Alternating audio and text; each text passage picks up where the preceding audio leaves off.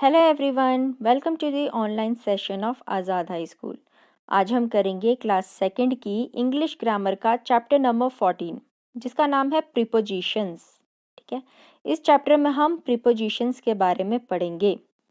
यहाँ पे कुछ आपको सेंटेंसेस दिए हैं, आइए पहले उनको पढ़ते हैं। The plane took off at 8 AM। Plane कब चला? 8 बजे। ठीक है, तो ये जो एट रेड में दिया है ये उसका टाइम बता रहा है कि उसने कब मूवमेंट की। Roma passed the thread through the beads. Roma ने धागे को किस में से निकाला? बीड में से निकाला, यानी कि मोतियों में से। Paul parked the car near the house. पॉल ने अपनी गाड़ी कहाँ पार्क की? घर के सामने। The cat jumped out of the window.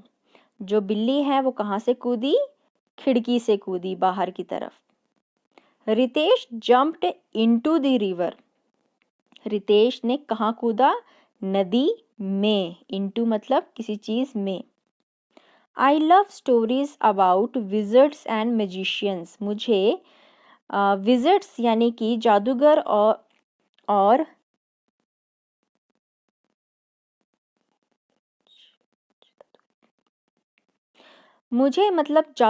मुझे जादूगरों की कहानियां बहुत पसंद है। ठीक है, किसकी पसंद है? जादूगरों की। तो ये about, into, out of, near, through, at, ये सभी क्या है? आपको किसी चीज की बारे में बता रहे हैं in relationship between the other thing. यानी कि किसी और चीज के साथ रिलेट करके जब हम किसी चीज को या किसी पर्सन की पोजीशन बताते हैं, उसका समय बताते हैं, उसका काम क्या कर रहा है, वो शब्द बताते हैं, तो वो वर्ड क्या कहलाते हैं? आपके प्रीपोजिशंस। ठीक है, आइए अब हम करेंगे exercise A. Choose the correct prepositions from for each sentence. Number 1, I will meet Ritu dash 5 o'clock। जब भी टाइम की बात करेंगे तो हमेशा क्या लगता है?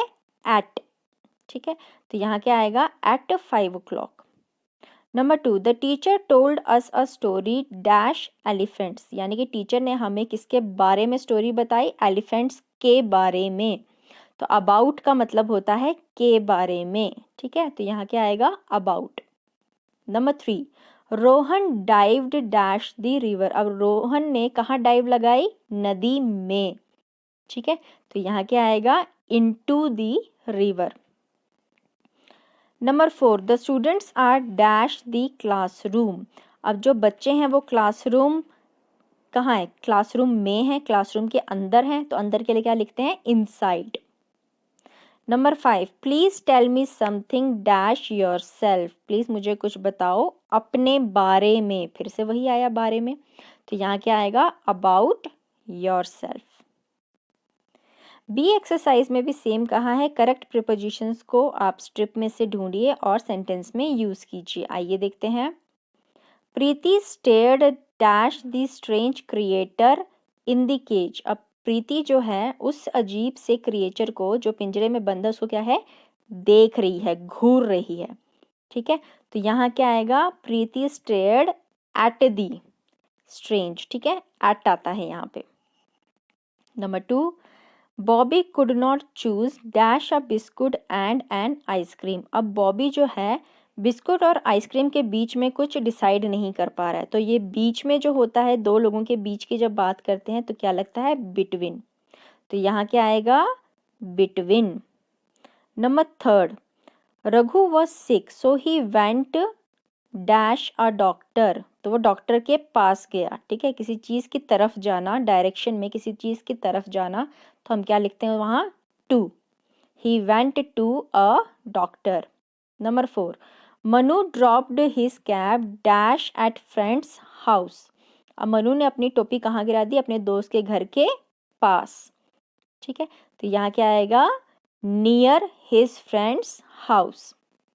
Number 5, the man waited dash the operation theatre. एक मैन कहाँ इंतजार कर रहा था? ऑपरेशन थिएटर के बाहर। अंदर तो इंतजार कर नहीं सकते ना, तो यहाँ क्या आएगा? Outside the operation theatre. Number 6, the cat sat dash the table. Picture में कहाँ दिया है? टेबल के नीचे। तो नीचे के लिए हम कौन सी प्रीपोजिशन का इस्तेमाल करते हैं? अंडर। अंडर का मतलब होता है किसी चीज़ के नीचे। तो यहाँ आएगा the cat sat under the table. Number 7, Ravi went home dash 9 o'clock। फिर से टाइम दिया है तो यहाँ पे क्या है? Ravi went home. अब हम एट लिखते थे लेकिन ऊपर मुझे एट का दोबारा प्रयोग नहीं है, हम एट ऑलरेडी यूज़ कर चुके हैं, राइट। तो अब मुझे कुछ और यूज़ करना पड़ेगा। तो इसके अलावा मैं क्या यूज़ कर सकती हूँ कि रवि घर आया 9 बजे के बाद ही यूज़ कर सकते हैं। तो बाद के लिए हम क्या लगाते हैं? आफ्टर। ठीक है, तो यहाँ आएगा Ravi went home after 9 o'clock। Number 8, they went dash the world in 80 days। उन्होंने दुनिया क्या है? वेंट गए। अब दुनिया गए तो कहाँ गए? उसके इर्द गिर्द, यानी कि उन्होंने घूमा। तो क्या आता है? दे वेंट अराउंड दी वर्ल्ड। उन्होंने पूरी दुनिया घूमी। तो घूमते हैं किसी के इर्द गिर्द तो क्या लिखते हैं उसकी जगह? Around. They went around the world in 80 days। Number 9, the dog felt dash a pit. अब डॉग किस में गिर गया है? एक खड्डे में।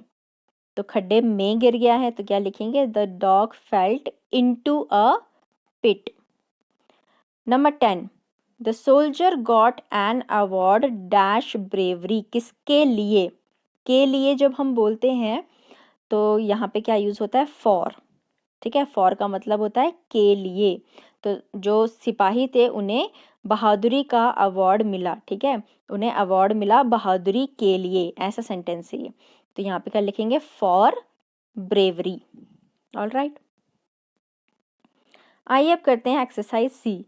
Fill in the blanks to complete the composition. Use preposition from the ones given below. नीचे हमने ये जो दिया हुआ है हमें पूरा ये सेंटेंस पैराग्राफ, यहाँ हमने इसको पूरा करना है और हमने इस्तेमाल करने हैं वह प्रिपोजिशन जो यहाँ दिए हुए हैं। मतलब हम ऑन को 2 बार इस्तेमाल कर सकते हैं, इन को 3 बार, बिहाइंड को 2 बार और नेक्स्ट टू को भी 3 बार और बाकियों को 1-1 बारी।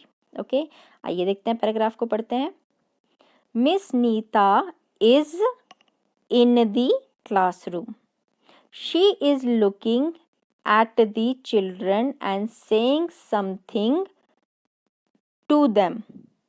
The children are sitting on the benches.